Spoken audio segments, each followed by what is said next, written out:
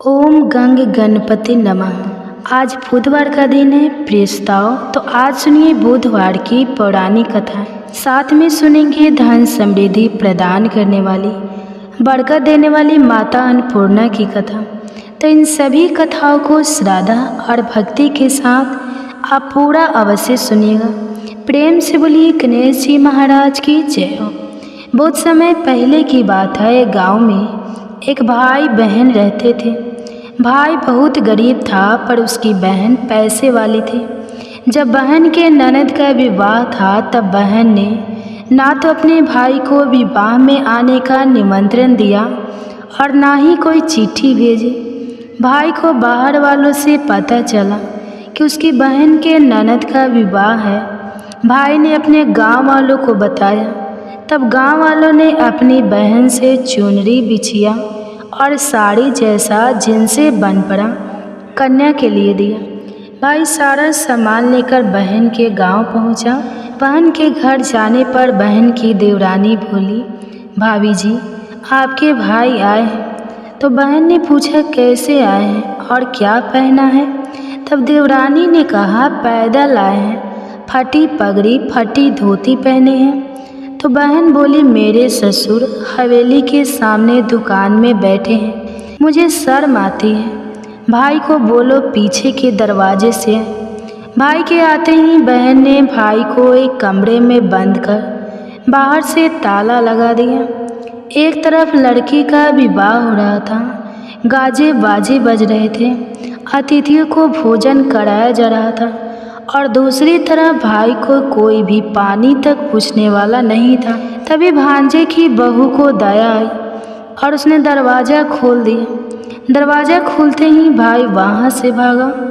2 दिन के भूखे प्यासे रहने के कारण उसे चक्कर आने लगे। रास्ते में गणेश जी का मंदिर था, वहाँ जाकर वो गिर गया और रोते रोते गणेश भगवान को अपनी व्यथा सुनाई और बोला, हे गणेश जी महाराज, आज मेरी गरीबी के कारण से मेरी सगी बहन ने मुझे धिक्कार दिया। घर जाने पर मेरी पत्नी मेरे बच्चे जब पूछेंगे कि विवाह से क्या मिठाई लेकर आए हो तो मैं क्या जवाब दूंगा। तब गणेश जी को उस पर दया आ गई और गणेश जी भगवान बोले, मेरे बगीचे से ककड़ी और तरबूज तोड़कर ले जा। तब भाई ने ककड़ी तोड़कर झोला भर लिया और अपने घर गया। घर जाते ही बच्चों ने पूछा, पिताजी बुआ के यहाँ से हम लोगों को लिए क्या लाए हो। झोला खोलते ही छोटे तरबूज सोने के गेंद में बदल गए, बाकी तरबूज काटने से हीरे मोती निकले। पत्नी बोली, आप बहन के घर से इतना कुछ क्यों लाए, आपकी बहन ने हम लोगों को बहुत ज़्यादा दे दिया है। भाई ने कुछ भी जवाब नहीं दिया। गणेश भगवान की कृपा से उनके दिन बदल गए। भाई का काम धंधा जोरों से चलने लगा। धीरे धीरे गहने कपड़े रहने के लिए मकान बन गए। पत्नी बोली, एक बार ननद जी को बुला कर ला। तो भाई ने नए कपड़े नए जूते पहनकर रथ में बैठकर बहन को लेने गए। देवरानी बोली, भाभी जी आपके भाई आए हैं। बहन ने पूछा कैसे आए हैं और क्या पहना है। तब देवरानी बोली, रथ में बैठकर खूब ठाठ बाट से आए हैं। बहन बोली, मेरे भाई को बोलो कि हवेली के सामने से आए, मेरे ससुर देवर जेठ देखेंगे। भाई का बहन ने खूब स्वागत सत्कार किया। भाई बोला, बहन मैं तुम्हें लेने आया हूँ। तब बहन ने कहा, मुझे भी बहुत दिन हो गए, चलो मैं चलती हूँ। भाई बहन को लेकर अपने घर आया। भाई और उसकी पत्नी ने बहन का खूब आदर सत्कार किया, जो चीज़ें मांगी सब बनवा कर दिया। बहन बोली, भाई मुझे एक जूते चाहिए। तब भाई ने मोची को बुलाया और कहा, मेरी बहन के लिए ऐसी जूती बनाओ जो मुंह से बोले। भाई ने बहन को बहुत सारा धन देकर विदा किया, पर अभी तक वह जूती नहीं आई थी। बहन रवाना होने लगी तभी मोची जूतियाँ लेकर आया। बहन की जूती पहनते ही जूतियाँ बोली, निर्धन भाई की पैसे वाली बहन, गणेश जी का बगीचा नहीं होता तो आज क्या करती। बहन तब भाई की पत्नी से पूछने लगी, यह कहाँ से आवाज़ आ रही है। तभी भाई ने कहा, सुबह का समय है, कोई जीव जंतु बोल रहे होंगे। भाई ने घोड़े गाड़ी को जल्दी जाने को कहा। बहन के जाते ही पत्नी जीत करके बैठ गई कि जुतिया क्या बोल रही थी। तब पति ने अपनी पूरी आप बीती सुनाई कि कैसे बहन ने मुझे 2 दिन भूखा रखा, कमरे में बंद कर दिया था। भांजे की बहू ने दरवाज़ा खोला, तब मैं बाहर आया और गणेश जी के शरण में जा पहुंचा। गणेश जी की कृपा से हमारे दिन बदले हैं। उसने अपनी पत्नी को सारी बातें बताई। तब पत्नी बोली, अगर मुझे मालूम होता तो मैं आपकी बहन को कुछ नहीं देती, मेरा दिया हुआ सब कुछ वापस लेकर आ। तब पति बोला, गणेश भगवान ने हमें सब दिया है, अगर वो मुझे भूखा प्यासा कमरे में बंद नहीं करती तो मैं गणेश भगवान के मंदिर में क्यों जाता? क्या मैं गणेश जी को अपना दुखड़ा सुनाता? तुम अपना मन मैला मत करो और अपने पर तो गणेश जी की कृपा है और किस चीज़ की कमी है। फिर दोनों गणेश जी के आगे झुककर प्रणाम करते हैं और जयकारा लगाते हैं, हे गणेश जी महाराज, जैसी कृपा अपने गरीब भाई पर की, वैसे ही अपने सभी भक्तों पर अपनी कृपा बनाए रखना। तो प्रेम से बोलिए गणेश जी महाराज की जय हो। आइए अब सुनते हैं गणेश जी महाराज की अगली पौराणिक कथा। एक बार देवी तुलसी विवाह हेतु वर ढूंढने के लिए तीर्थ यात्रा पर निकली थी और ढूंढते ढूंढते वह गंगा किनारे पहुंच गए। उस समय गणेश भगवान गंगा किनारे तप कर रहे थे। उन्हें देखते ही देवी तुलसी उन पर मोहित हो गई और उनके मन में गणेश भगवान से विवाह की इच्छा उत्पन्न हुई। फिर देवी तुलसी ने गणेश जी के पास जाकर उनका ध्यान भंग कर दिया। आंखें खोलने के बाद गणेश भगवान के सामने देवी तुलसी खड़ी थी, लेकिन सामने एक स्त्री है, इसलिए अपने क्रोध को नियंत्रण में रखकर गणेश भगवान ने पूछा, आप कौन हैं देवी, और मेरा ध्यान भंग करने का क्या कारण है? तो जवाब में देवी तुलसी ने अपने परिचय के साथ गणेश जी से विवाह की बात कर ली। उत्तर में गणेश भगवान जी बोले, देवी मैं ब्रह्मचारी हूँ, इस वजह से मैं विवाह नहीं कर सकता। अपने विवाह प्रस्ताव के लिए ना सुनने के बाद देवी तुलसी क्रोधित हो गई और उन्होंने गणेश जी को श्राप दिया कि उनका ब्रह्मचर्य टूटेगा और उनके 2 विवाह होंगे। इस बात पर गणेश भगवान भयंकर क्रोधित हो उठे, क्योंकि एक तो वह स्त्री है, इसलिए ध्यान भंग करने पर भी गणेश जी ने कुछ नहीं कहा और इतनी विनम्रता से बात करने पर भी उन्हें श्राप दे दिया गया। फिर गणेश जी ने भी देवी तुलसी को श्राप दे दिया कि तुम्हारा विवाह शंखचंड नाम के असुर के साथ होगा। एक देवी होकर भी उनका विवाह एक राक्षस से होगा।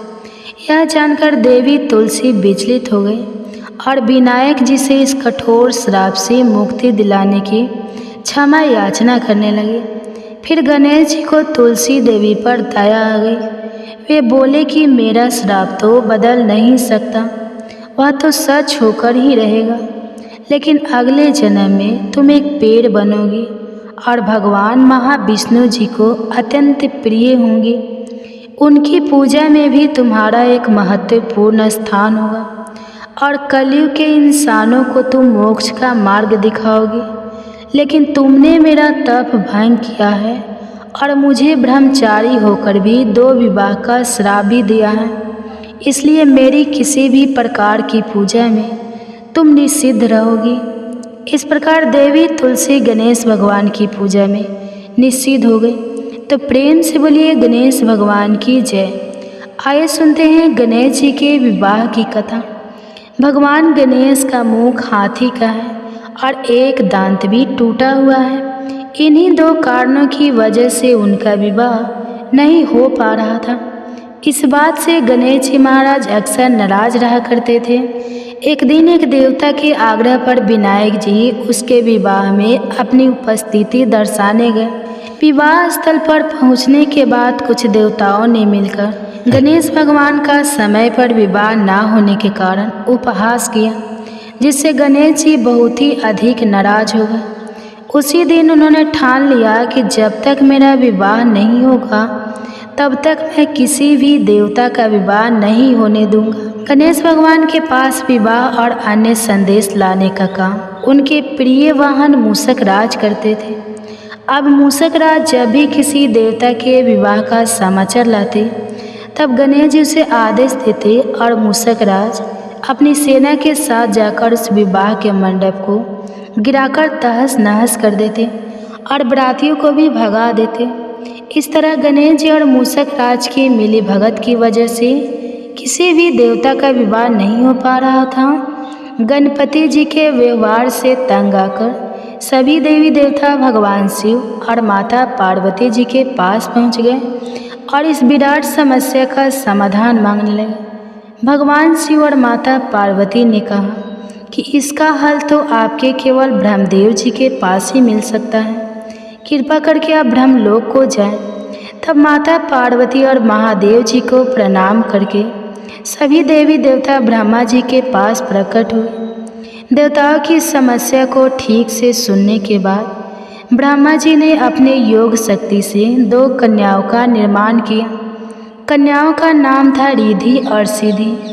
वह दोनों ब्रह्मा जी की मानस पुत्रियां थी। उन्हें लेकर ब्रह्मा जी गणेश महाराज के पास गए और उनसे अपनी पुत्रियों को ज्ञान और शिक्षा प्रदान करने का निवेदन करने लगे। ब्रह्मा जी का मान रखने के लिए एक दंत भगवान ने रिद्धि और सिद्धि को शिक्षा देना आरंभ किया। फिर उस दिन के बाद से जब भी मूषक राज किसी विवाह की खबर लेकर आते हैं, उस वक्त रिद्धि और सिद्धि गणेश जी को अपनी बातों में उलझा कर रखती थी। इस तरह गणेश जी का ध्यान किसी और विषय पर रहता और दूसरी तरफ देवताओं का विवाह संपन्न हो जाता। एक दिन बुद्धि के देवता भगवान गणेश जी को यह बात समझ आ गई, लेकिन उनकी क्रोध में आने से पहले ही ब्रह्मदेव अपनी दोनों पुत्रियों के साथ वहाँ पर प्रकट हो गए। रिद्धि और सिद्धि को सामने देखते ही गणेश जी का क्रोध बढ़ने लगा, किंतु विनायक जी के मुख से कोई भी शब्द निकलने के पहले ही भगवान ब्रह्मदेव ने कहा, हे गणेश जी, आपने स्वयं ही मेरी पुत्रियों को शिक्षा दी है और अब मुझे इन दोनों के विवाह योग्य कोई वर नहीं मिल रहा। मेरी आपसे विनती है कि आप ही रिद्धि और सिद्धि से विवाह करके मुझे धन्य कीजिए। परमपिता ब्रह्मदेव जी की शांत वाणी को सुनकर गणेश जी का क्रोध शांत हो गया और वे उस विवाह प्रस्ताव के लिए हंसी खुशी राजी हो गए। विवाह के बाद अपनी दोनों पत्नियों से उन्हें 2 पुत्र प्राप्त हुआ, जिनका नाम रखा गया सुख और लाभ। 2 प्रेम से बोलिए भगवान गणेश जी की जय। आइए अब सुनते हैं गणेश जी की पूजा पाठ में सुनी जाने वाली पौराणिक कथा।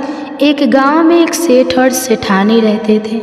वे बहुत ही धार्मिक प्रवृत्ति के थे और वे गणेश जी के अनन्य भक्त थे। वे दोनों बिना चूके हर बुधवार को गणेश जी का व्रत रखते थे और शाम को ब्राह्मणों को भोजन कराने के बाद अपना व्रत खोलते थे। सेठ जी का काफ़ी बड़ा परिवार था। वे सब आपस में बड़े प्यार और भाईचारे से रहते थे, लेकिन सेठानी और सेठ की कोई संतान नहीं थी। इस विषय पर परिवार और गांव के लोग आपस में बहुत बातें किया करते थे। सभी लोग सेठानी को बाज बुलाते थे। यह सभी बातें सुनकर सेठ और सेठानी बहुत दुखी होते थे। एक बुधवार के दिन सेठ और सेठानी भगवान गणेश जी की पूजा संपन्न करा के मंदिर से बाहर आ रहे थे। तभी उन्हें सीढ़ियों पर एक छोटा सा बच्चा अकेला बैठा हुआ देखा। बालक को देखते ही दोनों उसके पास गए और पूछा कि तुम्हारे माता पिता कहाँ हैं। लेकिन बच्चे ने अभी तक ठीक से बोलना नहीं सीखा था, इसलिए वह बोल ही नहीं पाया। पर दोनों सेठ और सेठानी बच्चे के पास शाम तक बैठे रहे। तब तक पंडित जी और सेठ जी और उनके नौकरों ने आसपास जाकर बच्चे के माता पिता को खोजने की कोशिश की, लेकिन उन्हें बच्चे के माता पिता या बच्चे खोने की कोई खबर ही ना मिली। फिर पंडित जी ने सेठ और सेठानी को वह बच्चा अपने घर ले जाने के लिए कह दिया। साथ में यह भी कहा कि अगर बच्चे के माता पिता यहाँ पर आते हैं तो मैं स्वयं उनके आपके पास ले आऊँगा। तब सेठ और सेठानी की खुशी का ठिकाना नहीं रहा। वे दोनों खुशी खुशी उस नन्हे बालक को अपने साथ घर ले गए। सेठानी ने बच्चे का नाम अपने आराध्य भगवान श्री गणेश जी के नाम पर रख दिया, गणेश रख दिया, और बड़े ही प्यार और दुलार से उसका पालन और पोषण करने लगे। कुछ दिनों के बाद उसी गांव में एक ठग पति पत्नी आए। उनका इरादा गांव के सबसे अमीर आदमियों को ठगने का था। वे दोनों ठग गणेश मंदिर की सीढ़ियां पर बैठकर सोच विचार कर रहे थे। तभी वहां पर पंडित जी आ गए और गांव में अनजान लोगों के देखते ही उनसे पूछा कि क्या आपका बच्चा खो गया है। दोनों चोरी चकारी के लिए बहाना ढूंढ रहे थे, इसलिए उन दोनों ने तुरंत ही हाँ कह दिया। तब पंडित जी ने कहा कि चिंता की कोई बात नहीं है, आपका बच्चा एक सेठ जी के घर पर पल रहा है। पंडित जी उन दोनों ठग को सेठ जी के घर पर ले गए। गणेश के माता पिता आ गए। यह खबर सुनकर सेठ और सेठानी बहुत दुखी हुए। सेठ जी ने उन दोनों पति और पत्नी को एक रात के लिए अपने अतिथि गृह में ठहराया। अब वह दोनों ठग सिर्फ मौके की फिराक में ही थे। उसी रात सभी लोग सो जाने के बाद वे ठग एक एक करके सभी कमरों की तलाशी करने लगे। फिर वे दोनों तिजोरी वाले कमरे में पहुंच गए। छानबीन के वक्त होने वाली मोटी छोटी आवाज़ों से सेठ जी का एक नौकर जग गया और आवाज़ की दिशा में तिजोरी वाले कमरे के नज़दीक आ गया। उसने चुपके से अंदर जब झांक कर देखा तो दोनों ही मेहमान कीमती सामान चुरा रहे थे। नौकरों ने यह देखते ही धीरे से उस कमरे के बाहर की कुंडी लगा दी और चोर चोर बोलकर पूरे घर में हल्ला मचा दिया। शोरगुल की आवाज़ सुनते ही घर के सभी लोग इकट्ठा हो गए। तब सेठ जी ने उन दोनों चोर पति पत्नी को कमरे से बाहर निकाला और सुबह ही पंचायत में हाजिर कर दिया। सेठ जी ने सरपंच जी को पूरा मसला बताया और कहा कि यह दोनों तो चोर हैं, अब हम पुत्र गणेश को इन दोनों को नहीं देंगे। लेकिन वे दोनों ठग पति पत्नी अपनी जीत पर ही अड़ गए और बच्चे को ले जाने की जिद करने लगे। सरपंच जी ने इस गंभीर समस्या का एक तोड़ निकाला। उन्होंने सेठानी और दूसरी औरत को गणेश जी के सामने खड़ा कर दिया और कहा, जिसके भी आंचल से दूध की धार गणेश के मुंह में जाएगी वह बालक गणेश उसके पास ही रहेगा। फिर वे दोनों अपने अपने आंचल मुंह के सामने फैलाकर खड़ी हो गई। सेठानी जी मन ही मन भगवान गणेश के नाम का जप कर रही थी। देखते ही देखते गणेश भगवान की कृपा से सेठानी के आंचल से दूध की एक धार गणेश जी के मुंह में गिरी और इस बालक गणेश सेठ और सेठानी के साथ हमेशा के लिए रहने लगा। बोलिए गणेश जी महाराज की जय। अब आप सुनिए भगवान गणेश की यह दूसरी कथा। बहुत समय पहले की बात है। एक दिन गणेश जी धरती पर सैर कर रहे थे। सैर करते करते वे एक अनाज के खेत में पहुंच गए और भूख लगने के कारण उन्होंने उस खेत में से अनाज के दाने तोड़कर खा लिए। वह खेत सेठ धनीराम जी का था। कुछ समय बाद गणेश जी को अपने किए पर पछतावा होने लगा, क्योंकि उन्होंने सेठ जी को बिना पूछे ही उस खेत से अनाज चुरा लिया था। फिर गणेश जी ने सोचा कि अपने किए बुरे कर्म का प्रायश्चित तो करना ही पड़ेगा। इसलिए उन्होंने सेठ जी के यहाँ 12 साल के लिए नौकरी करने की ठान ली। उसके बाद अगले दिन सुबह विनायक जी एक 13-14 साल के एक लड़के के रूप में नौकरी मांगने के लिए धनीराम सेठ जी के घर पहुंच गए और उन्होंने सेठ जी को अपना नाम गणेश बताया। विनायक भगवान की बुद्धिमानी की परीक्षा लेने के बाद सेठ जी ने खुशी खुशी उसे नौकरी दे दी। अब गणेश भगवान एक सामान्य मानव के रूप में सेठ जी के घर पर ही रहने लगे। एक दिन सेठ जी की पत्नी शाम के समय घर का काम खत्म करने के बाद राख से हाथ धोने जा रही थी। यह देखकर गणेश जी ने सेठानी जी के हाथ पकड़कर जबरदस्ती मिट्टी से हाथ धुलवा दिए।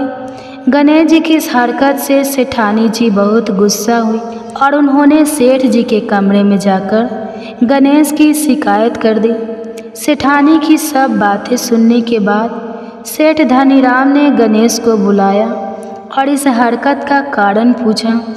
तब गणेश जी बोले कि सेठानी शाम के समय राख से हाथ धो रही थी और ऐसा करने से घर की लक्ष्मी नाराज होती है, इसलिए मैंने उनके हाथ मिट्टी से धुलवा दिए।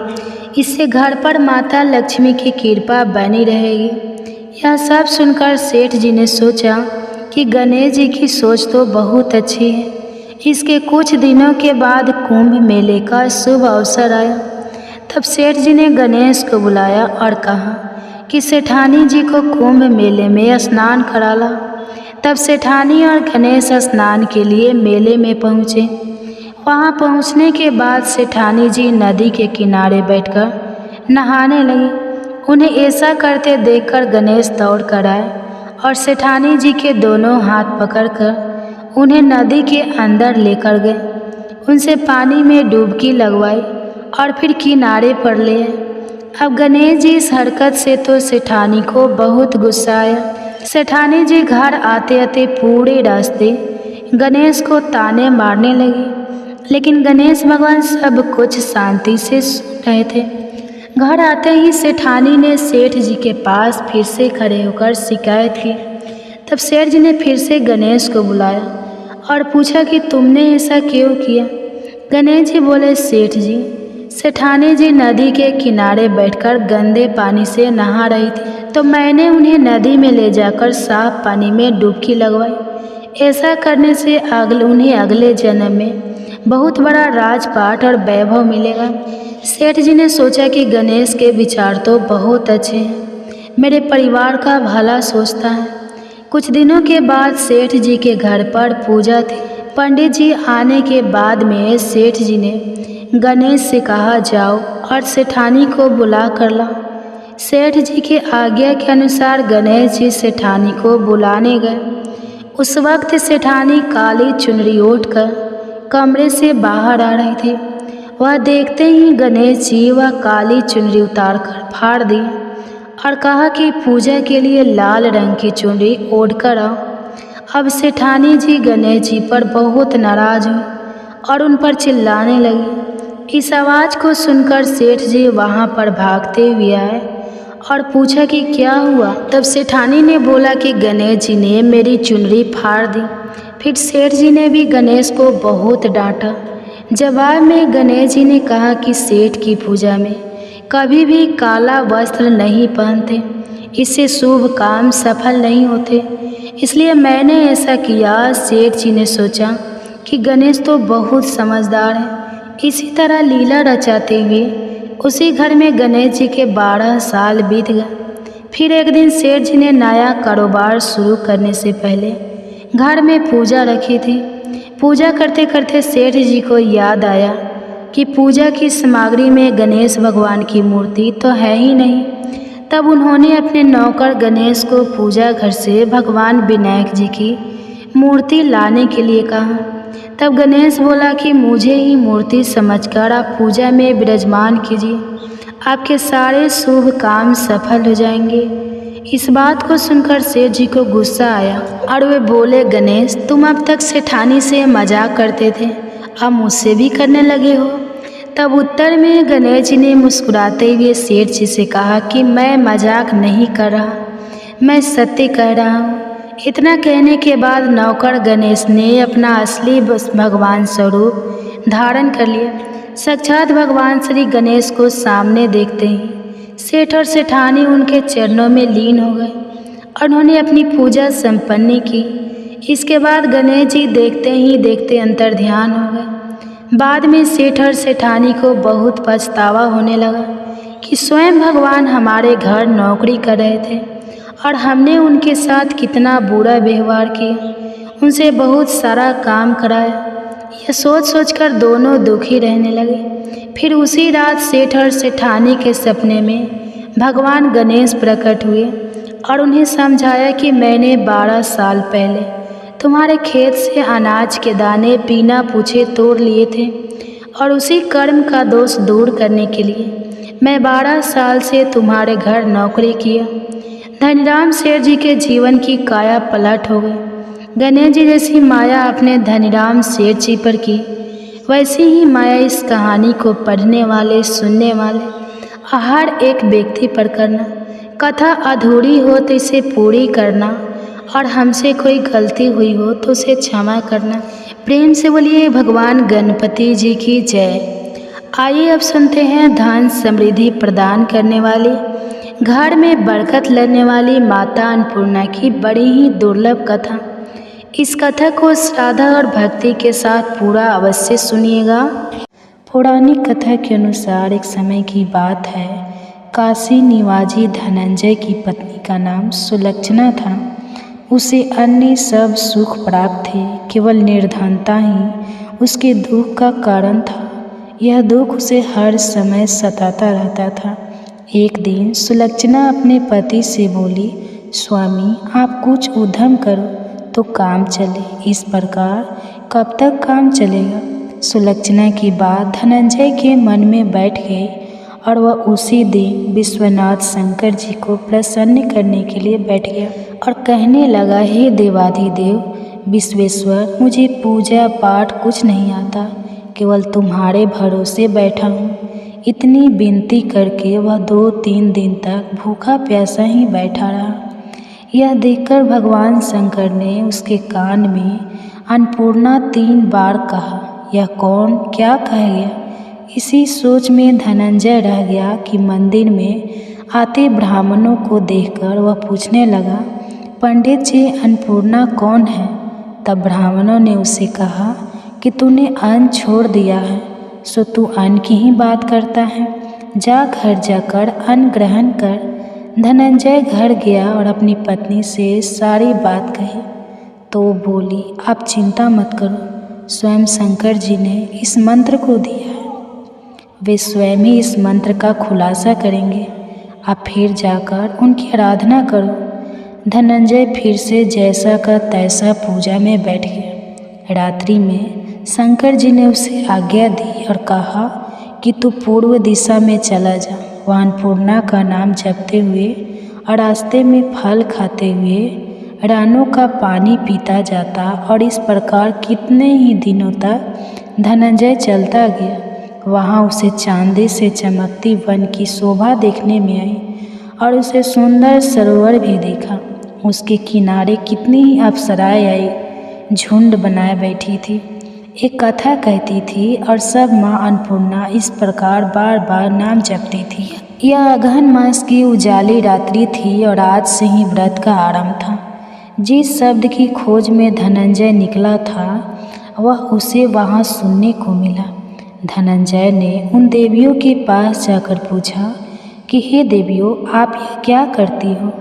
तब उन सब ने कहा कि हम सब माँ अन्नपूर्णा का व्रत करती हैं। पूजा क्या होता है, यह किसी ने किया है, इसे कब किया जाता है, कैसे किया जाता है और इसकी विधि क्या है, मुझसे भी कहो। वे कहने लगी, इस व्रत को हर कोई कर सकता है। 21 दिन के लिए 21 गांठ का सूत लेना चाहिए। 21 दिन अगर ना बने तो 1 दिन उपवास करे, यह भी ना बने तो केवल कथा सुनकर प्रसाद ले, निराहार रहकर कथा को सुने तथा सुनावे। अगर कोई भी ना मिले तो पीपल के पत्तों को रखकर सुपारी या घृत कुमारी को सामने रखकर दीपक को साक्षी करके सूर्य, गाय, तुलसी या महादेव के बिना कथा सुने, मुख में दाना ना डाले। यदि भूल से कुछ पड़ भी जाए तो 1 दिन फिर से उपवास करें। व्रत के दिन बिल्कुल भी क्रोध ना करे और झूठ ना बोले। धनंजय बोला, इस व्रत के करने से क्या होगा। वे कहने लगी, इसके करने से अंधों को नेत्र मिले, लूलों को हाथ मिले, निर्धन के घर धन आए, बाज को संतान मिले, मूर्ख को विद्या आए मिले, जो जिस कामना से व्रत करे माँ उसकी इच्छा पूरी करती है। वह कहने लगा, बहनों, मेरे भी धन नहीं है, विद्या नहीं है, कुछ भी तो नहीं है, मैं तो दुखिया ब्राह्मण हूँ, मुझे इस व्रत का सूत दोगी। तब उन्होंने कहा, हाँ भाई, तेरा कल्याण हो, मैं तुझे सूत देती हूँ, इस व्रत का मंगल सूत्र लो। धनंजय ने व्रत किया। व्रत पूरा हुआ तभी सरोवर में से 21 खंड की स्वर्ण सीढ़ी हीरा मोती जड़ी हुई प्रकट हुई। धनंजय अन्नपूर्णा जय अन्नपूर्णा माँ कहता जाता। इस प्रकार वह कितनी ही सीढ़ियाँ उतर गया तो देखा कि करोड़ों सूर्य से प्रकाश माँ अन्नपूर्णा का मंदिर है। उसके सामने स्वर्ण सिंहासन पर माता अन्नपूर्णा विराजमान है और उनके सामने भिक्षा हेतु भगवान शंकर खड़े हैं। देवांगना है, चौंडला उला रही है, कितनी ही हथियार बांधे पहरा दे रही है। धनंजय दौड़कर जगदम्बा माँ के चरणों में गिर गया। देवी उसे मन का क्लेश जान गई और धनंजय कहने लगा, माता आप तो अंतर्यामी हो, आपको अपनी दशा में क्या बताओ। माता बोली, मेरा व्रत किया है, जा, संसार तेरा सत्कार करेगा। माता ने धनंजय की जीवा पर बीज मंत्र लिख दिया।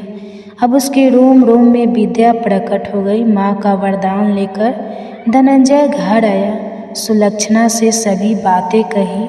माता जी की कृपा से उसके घर में संपत्ति आने लगी। छोटा सा घर बहुत बड़ा गिना जाने लगा और उसके घर अनेक सखे संबंधियों ने आकर उसकी बढ़ाई की। उससे कहा कि इतना धन और इतना बड़ा घर होने पर अगर संतान नहीं है तो इस कमाई का भोग कौन करेगा। सुलक्षणा से संतान नहीं है, इसलिए तुम दूसरा विवाह कर लो। अन इच्छा होते हुए भी धनंजय को दूसरा विवाह करना पड़ा और सती सुलक्षणा को सौत का दुख उठाना पड़ा। इस प्रकार दिन बीतते गए। फिर नए बंधन से बंधे पति से सुलक्षणा ने कहलाया कि हम व्रत के प्रभाव से सुखी हुए हैं, इस कारण यह व्रत छोड़ना नहीं चाहिए। यह माता जी का प्रताप है जो हम इतने संपन्न और सुखी हुए हैं। सुलक्षणा की बात को सुनकर धनंजय उससे यहाँ आया और यह व्रत में बैठ गया। नई बहू को इस व्रत की खबर नहीं थी। वह धनंजय के आने की राह देख रही थी। जब नई बहू को इस बात की खबर पड़ी तो उसके मन में ईर्ष्या की ज्वाला दहक पड़ी और वह सुलक्षणा के घर आ पहुँची। उसने वहाँ भगदड़ मचा दी और धनंजय को अपने साथ ले गई। नए घर में धनंजय को थोड़ी देर के लिए जब निद्रा आ गई तो नई बहू ने उसके व्रत का सूत तोड़कर आग में फेंक दिया। अब तो माता जी का कोप जाग गया और घर में अकस्मात हो गया। सब जलकर खाक हो गया। सुलक्षणा जान गई और पति को फिर अपने घर ले आई। इस बात पर नई बहू रूठकर अपने पिता के घर चली गई। पति को परमेश्वर मानने वाली सुलक्षणा बोली कि नाथ आप घबराओ नहीं, माता जी की कृपा अलौकिक है। पुत्र का पुत्र हो सकता है पर माता कभी भी कुमाता नहीं होती। अब आप श्रद्धा और भक्ति से आराधना शुरू करें, वे हमारा कल्याण करेगी। धनंजय फिर माता के पीछे पड़ गया और वह सरोवर सीढ़ी प्रकट हुई, उसमें वह माँ अन्नपूर्णा कहकर उतर गया। वहाँ जाकर वह माता जी के चरणों में वंदन और उदन करने लगा। माता प्रसन्न हुई और बोली कि यह मेरे स्वर्ण की मूर्ति ले, उसकी पूजा करना, तुम फिर से सुखी हो जाओगे। तुम्हें आशीर्वाद देती हूँ। तेरी स्त्री सुलक्षणा ने श्रद्धा से मेरा व्रत किया है, उसे मैंने पुत्र दिया है। धनंजय ने जब आँखें खोली तो खुद को काशी विश्वनाथ के मंदिर में खड़ा हुआ पाया। वहाँ से वह उसी प्रकार अपने घर को चला गया। इधर सुलक्षणा गर्भवती हुई और उसे एक पुत्र की प्राप्ति हुई। गांव में आश्चर्य की लहर दौड़ गई। मान्यता आने लगी कि इस प्रकार उसी गांव के निसंतान सेठ के पुत्र होने पर उसने माता अन्नपूर्णा का मंदिर बनवा दिया। उससे माता जी धूमधाम से पधारी और धनंजय को मंदिर के आश्चर्य का पद दे दिया। जीविका के लिए मंदिर की दक्षिणा और रहने के लिए बड़ा ही सुंदर सा भवन दे दिया। धनंजय अपनी स्त्री और पुत्र से सहित वहां रहने लगा। माता जी के चढ़ावा में उसकी भरपूर आमदनी होने लगी।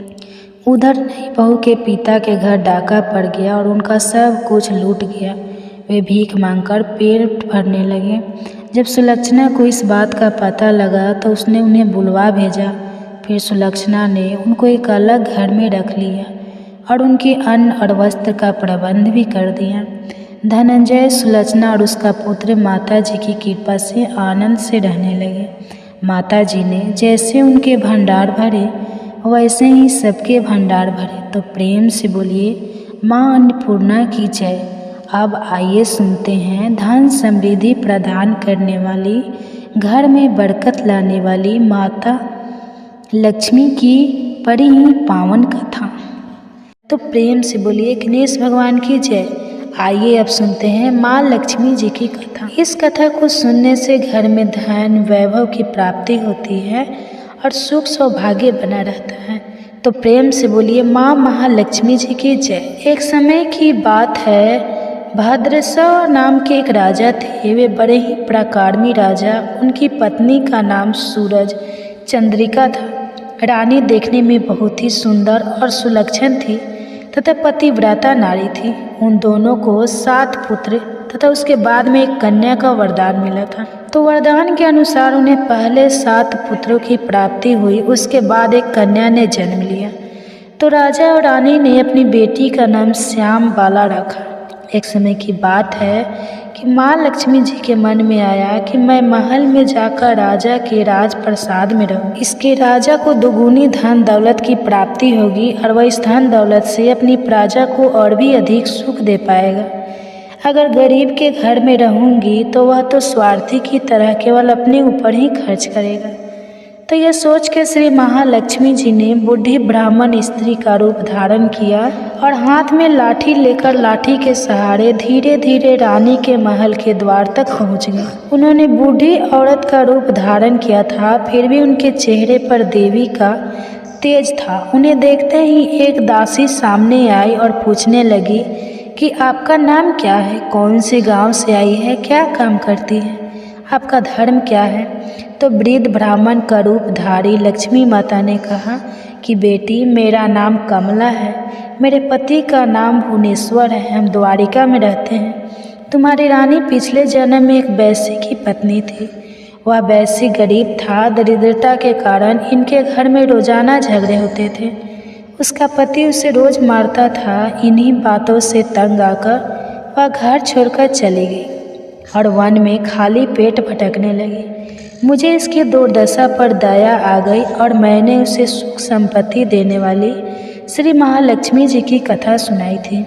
मेरे कहने पर उसने श्री महालक्ष्मी जी का व्रत किया था, जिससे लक्ष्मी माता प्रसन्न हुई और इसकी गरीबी दूर हो गई। उसका घर धन दौलत संपत्ति से भर गया। बाद में पति और पत्नी अपने जीवन में सारे सुखों का भोग करते हुए परलोक को चले गए। लक्ष्मी व्रत के कारण वे पहले लक्ष्मी लोक में रहे। उन्होंने जितने साल महालक्ष्मी जी का व्रत किया था उतने हजारों सालों तक उन्हें वहाँ पर सुख भोगना। उसके बाद तुम्हारी रानी का जन्म राजा घराने में हुआ है, परंतु वह तो श्री महालक्ष्मी जी का व्रत करना भूल गई है।